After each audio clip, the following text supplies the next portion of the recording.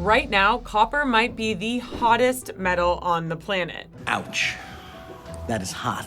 It's powering the AI boom, the EV boom, and the rebuilding of the electric grid. And prices have hit record highs above $14,000 a ton. So US copper is trading at a premium of $1,400 a ton. Copper is still pushing toward record highs. Copper trading at an all-time high. There's obviously a deficit as a result of the growth in demand. We're targeting 14K now. All the bullish factors that we see that drove us here, we think can continue. Copper jumped more than 40% in 2025. Money is even rotating out of gold and into copper, with some calling it the trade of the decade.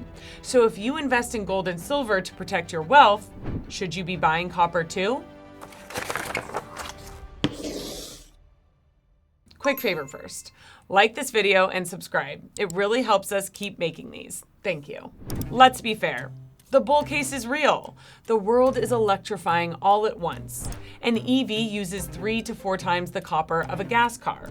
A single AI data center can swallow thousands of tons of it. And supply can't keep up. Ore quality has roughly halved since the 1980s, and a new mine can take a decade or more to open. Exploding demand, tight supply. For a trader, that's exciting. I'm so excited! But a good trade and a good way to protect your wealth are two very different things, and that's where copper falls apart. Here's the problem almost nobody considers. The average investor can't physically store enough copper to make any difference. Copper is cheap by weight, about $6 a pound. Gold is over $4,000 an ounce. Ounce for ounce, gold is worth nearly 10,000 times more.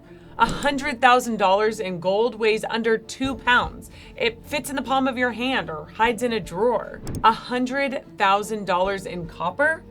Over 8 tons. A solid cube 3 feet on every side, heavier than 4 cars.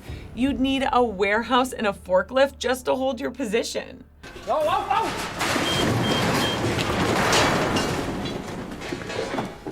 We'll get somebody to clean that up.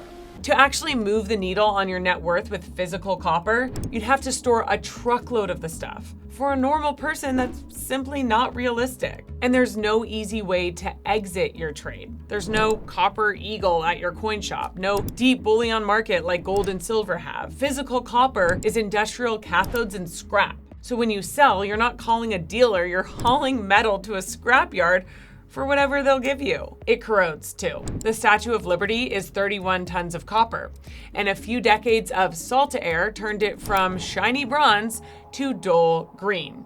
Not exactly the image of wealth you lock away for your grandkids. Wait a minute! Copper is a trade. It is not a long-term store of value. They call it Dr. Copper because it's a price thermometer for the economy. When growth is strong, it climbs. When a recession hits exactly when you need protection the most, copper crashes right alongside the stock market. Gold does the opposite. There's a reason central banks don't stockpile copper. The IRS won't even let you hold copper in a precious metals IRA, which should be enough to make you realize which one is money and which one is raw material. If you want to bet on the copper story, treat it as a trade. But protecting and building your wealth over decades takes something you can actually hold, store, and pass down. Copper is a trade.